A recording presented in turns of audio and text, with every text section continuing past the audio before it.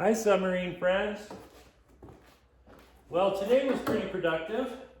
I managed to hook up the, well, I didn't hook it up, but I roughed in the cooling system. So, the way it works is, right here is a typical thermostat housing. So the water exits here and it goes through this valve right here so I can isolate it. And then it comes out here. And then when it comes out here, there will be a nipple that brings it out to the outside of the ballast tank, which will be welded back on. And then there will be a pipe heading to the back of the submarine and then returning to this fitting where it comes through here and to the water pump.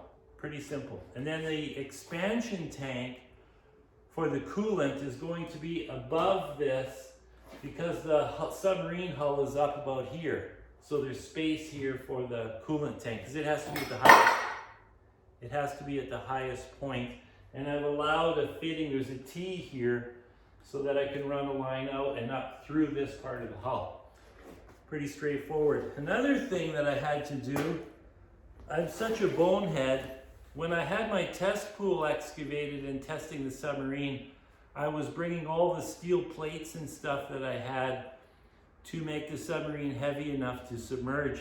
And so I accidentally buried the door that goes on here, which is a 3/8 thick steel plate. So I just spent the last half an hour digging up the pool to get this. So you can see it's still muddy. So I was able to retrieve it. So that's going to be the door. So you can see there's a gap on each side. I'll center it. So this will be filled in, this gap. I think I'm going to weld it in, but I may decide to bolt it in. I'm not sure. I mean, I'm talking about the fill pieces.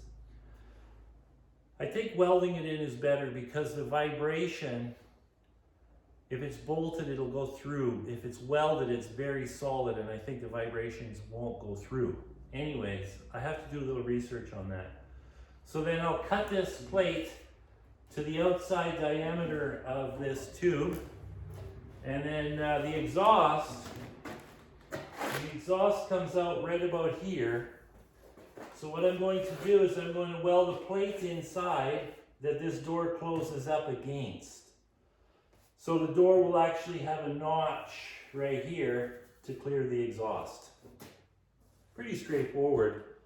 It's a nice plate. It's 3/8 thick steel, so that'll be a nice sound deadening plate. I might be able to get away with just this plate. We'll see. If not, then I'll have to do the whole, 2 inches of rock wool and then 1/8 steel plate. But fingers crossed, this might just do it. So that's where we're at.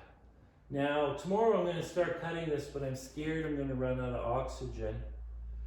And I don't have time to get more oxygen. And then Thursday, the next day after, I have to go on a road trip for a day. So this is going to be coming to an end because I have to go back to work next week.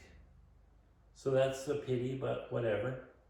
So I'll get as much done as I can, the dirty work, because I can't do the dirty work in the other shop in the winter. So I'll try to get as much done as I can. I got weekends too. So that's it. That's where it's at. Ciao.